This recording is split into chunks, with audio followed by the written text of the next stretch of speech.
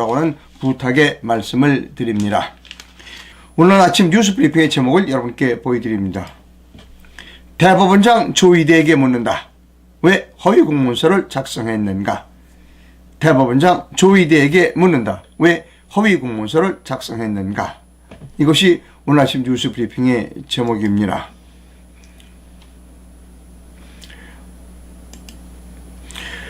자, 여러분, 건국전쟁이라고 하는 영화가 있습니다. 다큐멘터리 영화인데요. 저는 2월 1일 개봉하는 날 첫날 여의도 CGV에 가서 봤습니다. 너무나 잘 만든 그 영화이고요. 제가 여러분께 이 건국전쟁이라는 영화를 많이 보십시오라고 권유를 하는 방송을 해드린 일이 있습니다. 근데 건국전쟁이 지금 현재 상영되고 있는 영화 가운데 순위가 4번째로 올랐다는 겁니다. 대단한 거죠. 많은 사람들이 건국전쟁을 본다는 겁니다. 그런데 희한한 일이 있습니다. 어떤 일이 있는가 하면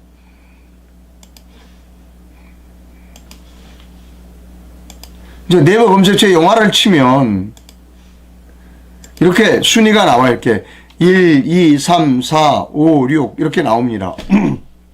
그럼 여기 다 포스터가 다 있어요. 1등, 2, 3, 4, 5, 6. 그런데 건국전쟁은 4위이지만 포스터가 없어요.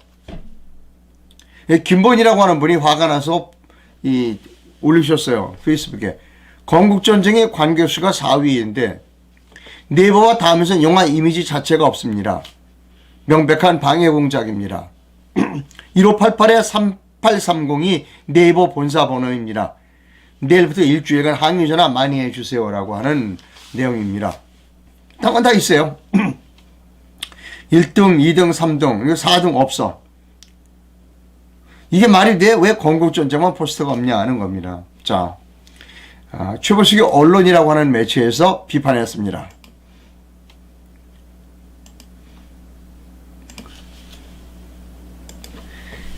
김덕용 논설위원이 쓴 글입니다.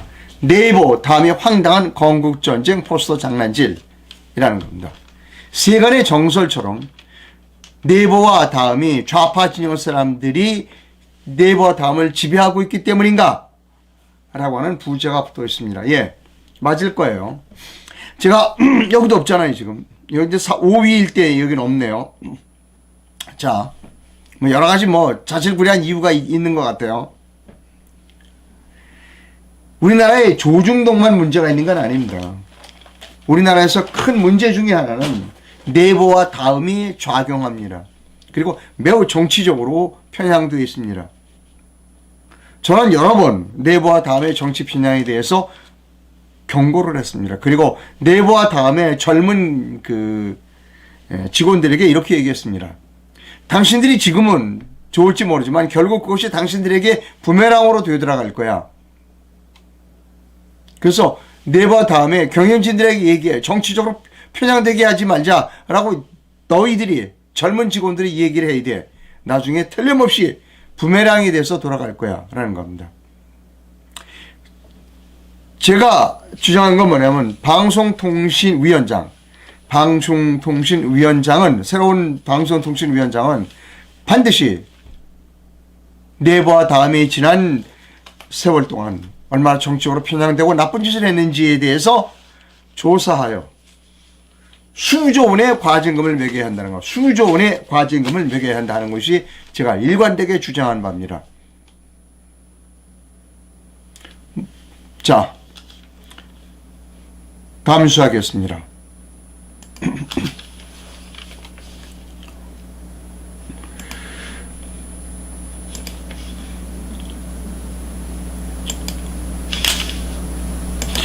한동훈이 이렇게 얘기했어요. 김포에 갔어요. 김포에 가서 뭐라고 그랬는가 하면 국민의힘 한동훈 비상대책위원장이 3일 경기 김포시를 찾아 이렇게 말했습니다. 목련이 피는 봄이 오면 김포는 서울이 될 수 있을 것이다.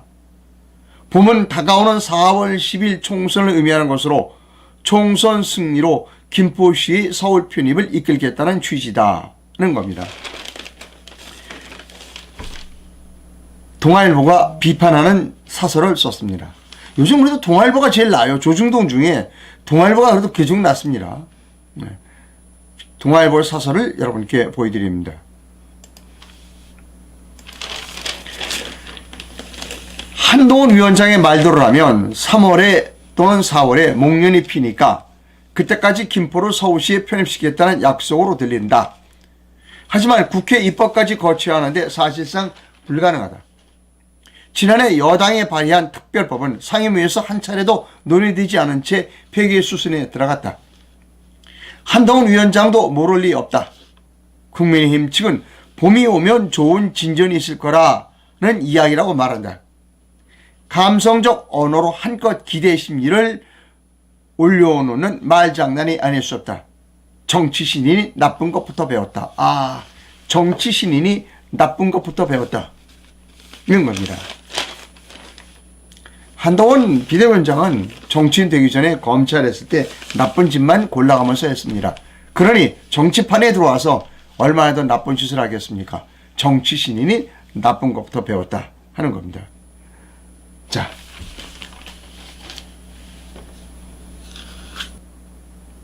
자, 이제 고기도 먹었고 그 다음에 곰탕도 먹었습니다. 그 다음 계속하겠습니다.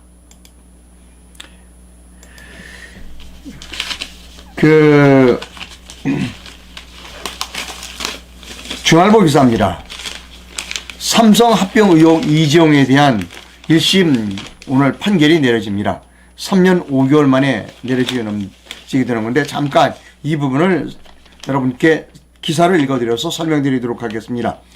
이재용 삼성전자 회장이 2015년 삼성물산과 제일모직 간 부당합병 의혹 사건으로 재판에 넘겨진 3년 5개월 만인 5일 오늘입니다. 1심 선고를 받습니다.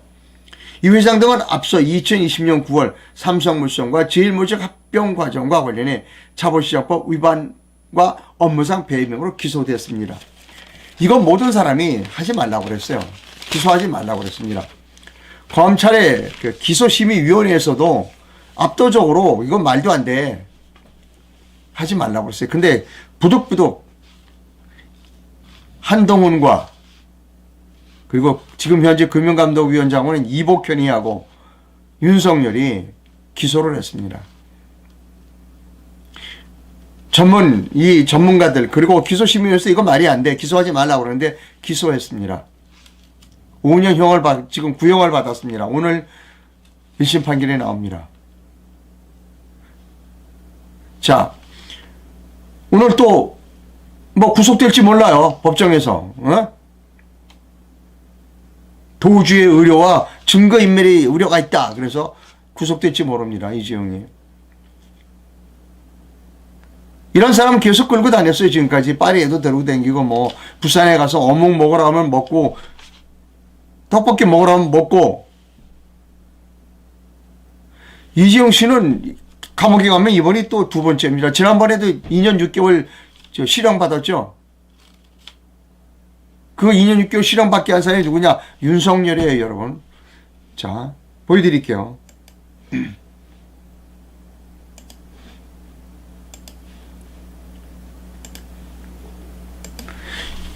2021년 1월 19일자 기사인데요. 이런 게 있습니다. 4년 전에 특검에서 한솥밥을 먹었던 윤석열, 이재용이 판결 후에 검사들에게 격려 전화를 걸었다는 겁니다. 이재용이 기사의 밑부분을 좀 읽어드립니다. 윤석열 검찰총장이 지난 18일 이재용 삼성전자 부회장이 2년 6개월 실형 선고 후 박영수 특별검사팀 파견검사들에게 격려 전화를 한 것으로 알려졌다는 겁니다. 윤석열, 박영수, 그 다음에 양재식 건보 이렇게 있습니다. 이재용 구속시키고, 야, 잘 시켰어. 수고했어. 축하해. 지난번에 구속해서 감옥 보낼 때. 오늘 판결이 나요. 징역 구형, 검찰 기소심의위원회에서 하지 말라고 하는데 부득부득 했어요. 5년 구형을 했습니다. 이재용이 오늘 또 법원이 이렇게 판결을 내릴 수 있어요. 죄질이 나쁘고 헌법 가치를 훼손했고 반성하지 않고 증거 인멸할 우려가 있고 해외로 도주할 우려가 있어서 실형을 선고한다, 법정 구속한다 이렇게 나올 가능성도 있습니다. 그게 우리나라 법원이니까. 우리나라 검찰과 법원이 하는 짓이 죄 없는 사람 만들어서 감옥 보내는 것이 우리나라 검찰과 법원의 주특기니까. 윤석열이 어떤 사람인지 또 보여드릴까요? 죄 있는 사람은 또 윤석열의 특기는, 죄 있는 사람은 기소 안 하는 게 또 윤석열의 특기예요. 보여드릴게요.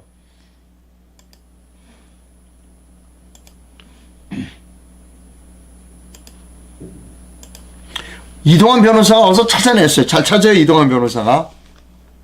울산시장 선거 왜 흐집이 됐나 살펴보니까 수사를 막은 게 윤석열이었다. 보니까 윤석열이 문재인 엄청 도와줬구만. 문재인이 얼마나 윤석열한테 고마워할까라는 글을 밑에 이런 사진을 포스팅했습니다. 윤석열의 여보기, 제가 울산시장 선거 개입 사건도 수사를 중단시켰어요. 더 하지 말라고. 제 얼굴을 빼야 되겠습니다. 자, 아마 어느 매체 시사 직격에 나오네요. 제가 울산시장 선거 개입 사건도 수사를 하지 말라고 중단시켰어요. 이게 윤석열입니다. 그러니까 윤석열의 특기는 죄 없는 사람 감옥에 보내고 죄 있는 사람은 빼주는 게 윤석열의 특기라는 겁니다. 그런데 우리 국민들은 이 사람 보고 윤석열이 잡아낼 거야. 수사를, 이 사람을 대통령으로 뽑 찍었잖아요. 여러분 아직도 이해가 안 되세요? 윤석열이가 어떤 사람인지, 한동훈이가 어떤 사람인지.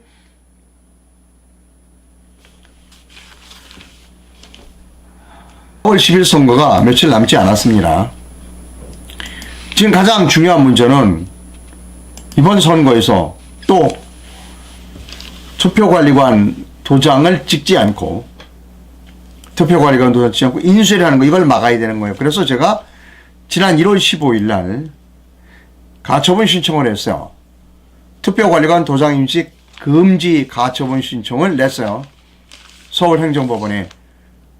그랬더니 이거 왜 이거 죄가 되는지를 좀 설명해 달라 그래서 준비 서면까지 보냈습니다. 그리고 이런 거를 중앙선거관리에 물어봐 주십시오라고 보냈어요. 행정법원에. 그랬더니 중앙선거관리원에서 받았어요. 송달을 받았어요. 또라, 이거 큰일 났구나.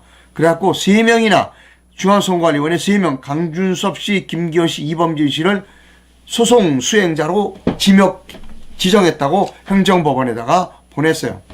그러니까 재판이 시작돼야 돼요. 심리가. 근데 사흘 전에 이 사건 신청을 기각한다고 했어요.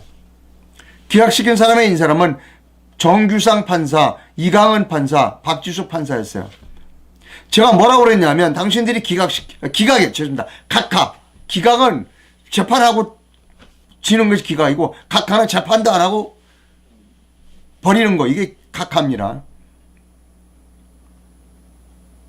제가 그랬어요. 이거 각하시키면 대법원으로 간다. 당신들이 대법원이 지금 대법원장도 허위 공문서 작성했고 천대엽이 지금 행정청자로 있고 이동원이 지금 대법관으로 있는데 당신들이 각하시키면 이 불똥이 대법원으로 간다. 그래 각하시키지 말라라고 방송에서 여러 번 했어요. 각하 이유가 뭔지 알아요? 이상로가 전체 소송을 상대로 이 선거를 상대로 무효소송 금지를 하지 말고 그냥 가자, 그냥 하고 선거에서 졌다고 생각하고 억울하는 생각한 사람이 개별로, 선거에서 떨어진 사람이 개별로 당선 무효와 선거 무효 소송을 제기해라 이겁니다. 이건 말이 안 돼요. 뭐냐면 어제도 말씀드렸습니다. 잠실체육관, 서울 잠실체육관에 커다란 권투가 씨름이 열려요.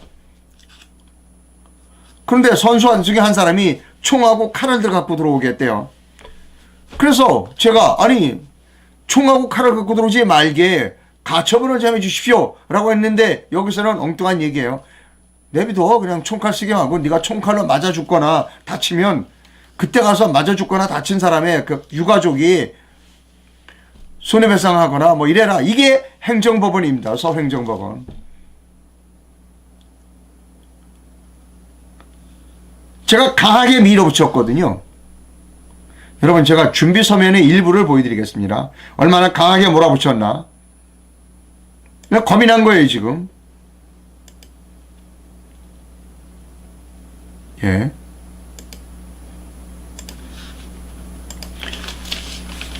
자, 노태악에게 이렇게 얘기했어요. 법률적 근거로 소명하라는 겁니다. 자, 자신이 도장을 직접 짓지 아니하고 도장을 의 인형을 인수한 것, 이것은 헌법에 위반된다. 헌법의 정신이 뭐냐?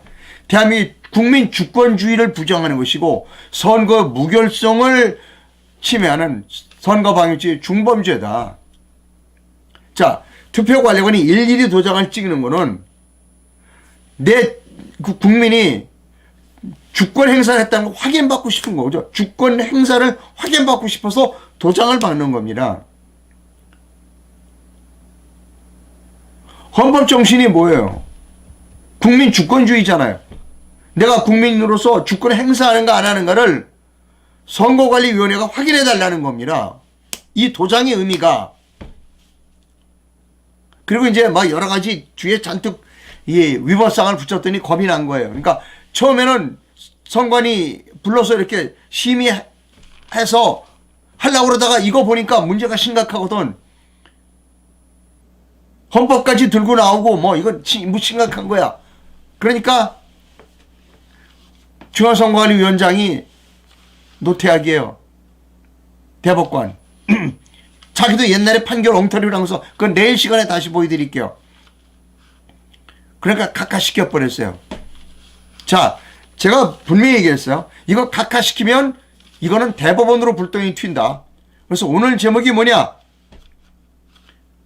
대법원장 조희대는에게 묻는다. 왜 허위 공문서를 작성했는가? 자, 대법원장 조희대가 어떻게 허위 공문서를 작성했는지를 증거로 보여드립니다. 조희대는 판결을 했어요. 도장을 찍지 않는 거, 그 위법이 아니다고 판결했습니다. 자, 보여드릴게요. 조희대 이제 오늘부터 잠이 안 올 겁니다.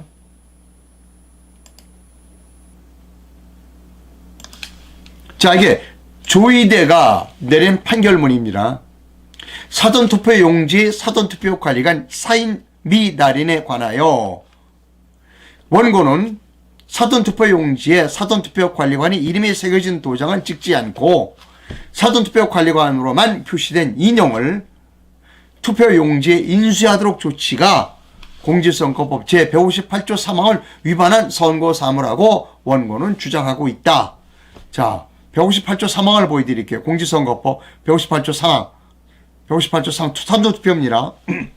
죄송합니다. 제가 조금 물을 마시고. 공직선거법 158조 3항. 이렇게 되어 있어요. 사전투표 관리관은 투표용지 발급기로 선거권에 있는 해당 선거의 투표용지 인쇄하라. 여러분, 선투표 해본 사람 알잖아요. 주민등록증 내면 인쇄가 돼요.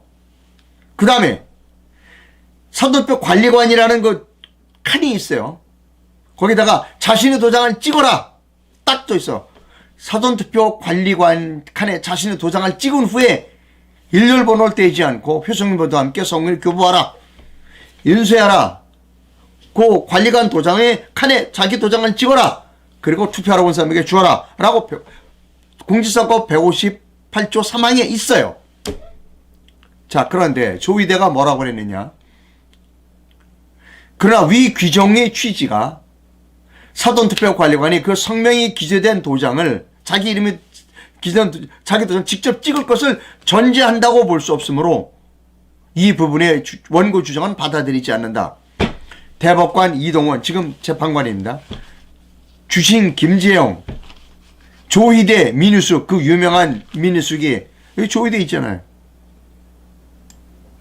자, 제가 조희대에게 물어보는 거예요. 도장을 직접 찍을 것을 전제한다고 볼 수 없다. 왜? 아니, 공직선거법 8조 3항에 있잖아요. 인수하라. 그리고 자신이 도장을 찍어라. 있잖아요. 그런데 자신이 도장을 직접 찍으라고 하는 것을 전제한다고 볼 수 없다. 왜? 이거는 예외 조항이죠. 왜? 그러면 전제한다고 볼 수 없는 근거를 밝혀야 되는 겁니다. 이 도장을 직접 찍을 것을 전제한다고 볼 수 없다. 그 근거는 이러한 것이다. 라고는 근거를 대야 돼요. 근거가 없잖아. 그럼 허위 공문서예요. 여러분, 우리가 이제 어느 정부 부처 같은 데서 이 규정대로 이렇게 해서 따지는데, 구청 같은 데서 민원서를 띌 때 이런 식으로 그러면 가만히 있겠어요? 예를 들어서 지금 뭐 서울시 같은 나 65세 이상 되면 뭐 저거 줘요. 그 이렇게 그 교통카드 지장 줍니다. 뭐 이준석이는 거 주면 안 된다고 지금 열을 내고 있는데 어쨌든 지금 줘요. 근데 받으러 갔어. 교통카드 이제 복지카드를 받으러 갔어. 구청 직원이, 동사무소 직원이 모든 사람에게 다 준다고 전제할 수 없다. 그러면 당신에게 줄 수 없어. 그러면 가만히 있겠어요?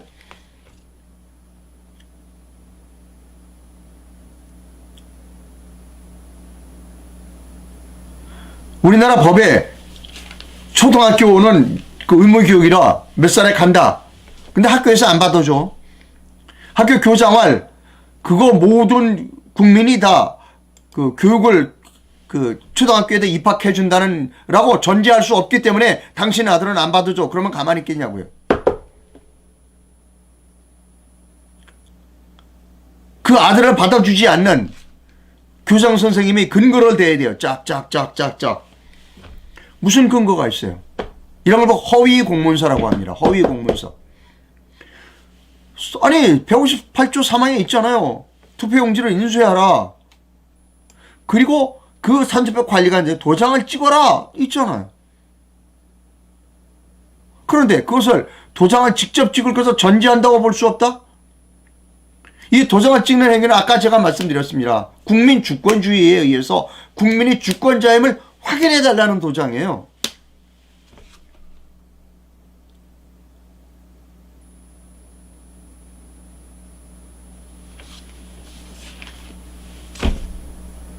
조희대 씨 정신 나갔어요, 당신? 해명해야 돼요. 왜? 허위, 이런 걸 보고 허위 공문서라고 합니다. 아마 다른 부처 행정부나 이런 데 공무원이 이런 식으로 공문서 만들었으면 허위 공문서 및 동핵, 뭐, 허위 공문서 및 공문서 핵, 뭐로 감옥 가요. 근데 조희대는 왜 감옥에 안 가?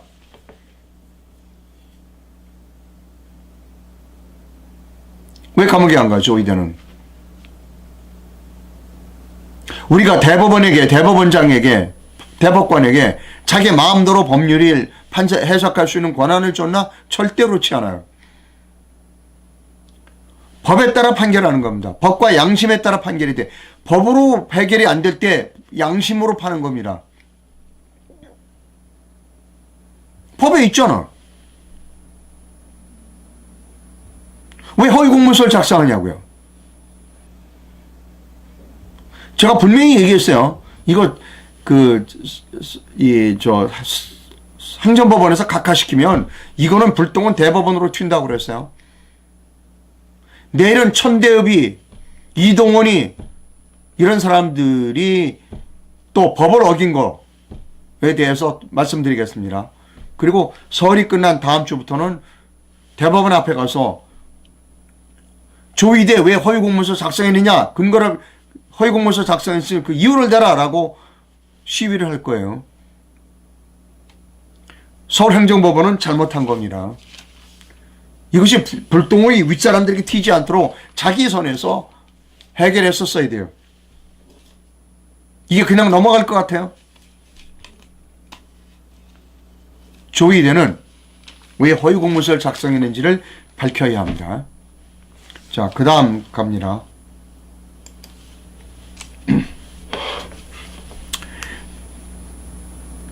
이종윤 씨의 의견 광고입니다. 정권이 교체됐다라고 말씀하시는 분들이 계신데 좀 잘 들으세요. 제 컴퓨터에서 나온 배추리 투표지, 뭐 일장계 투표지, 본드 투표지, 그런 수많은 부정선거 증거들을 방송하지 못하는 정권은 먼저 X나 이번 X나 똑같은 X들입니다.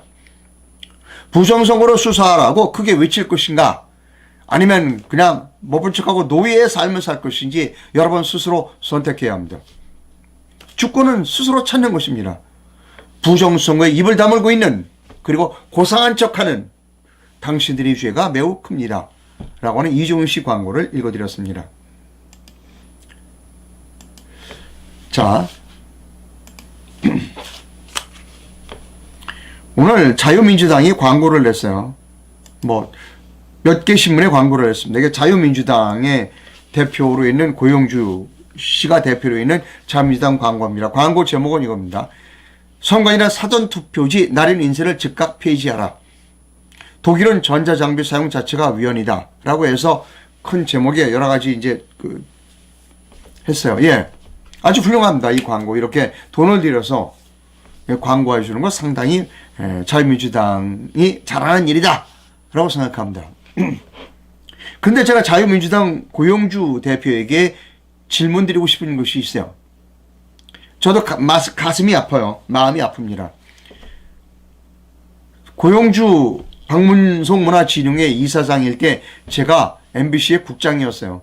그리고 우파 노동자 위원장이었습니다. 그리고 제가 잘 존경했고 모셨습니다. 저를 많이 도와주셨고. 근데 따질 건 따져야 돼요. 아니 왜 4.15 부정선거 수사하라고 주장 안 하냐는 거예요, 그동안. 그리고 이제 선거 때가 되니까 선관위는 선투표지 인쇄날 즉각 폐지하라, 이런 광고를 내느냐는, 이 광고가 잘못됐다는 게 아닙니다. 이 광고는 올바른 광고예요.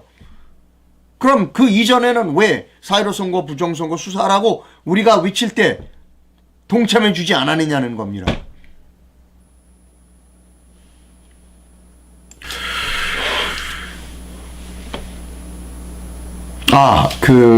소방관 연결식이 있었습니다.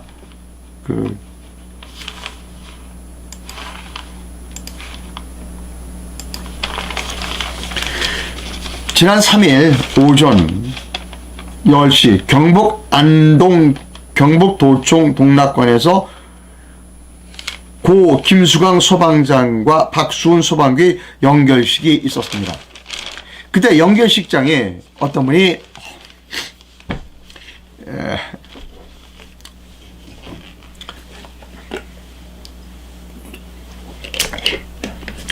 아이스 아메리카노를 놓고 갔습니다.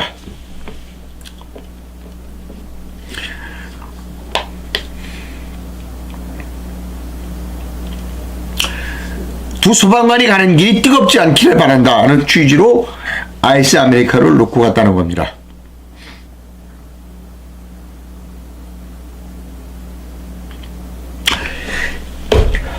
예. 화재와 관련된 의견을 보내주신 분이 있습니다.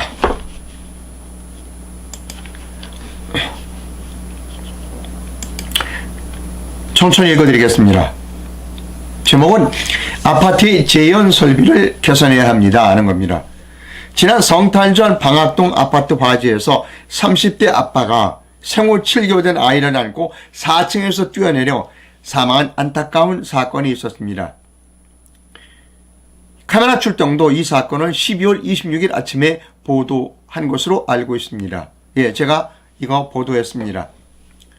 작년에 이같이 계단실을 굴뚝으로 맞는 사건이 작년에 2건이 더 있었습니다.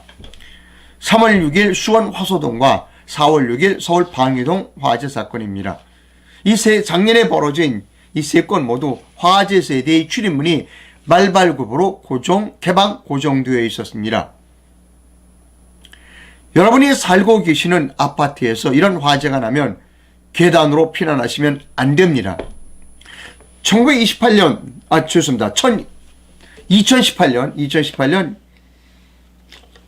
국감장에서 이진복 국회의원도 계단으로 피난하면 다 죽습니다 라고 말한 바 있습니다. 자, 그 다음 읽어드립니다.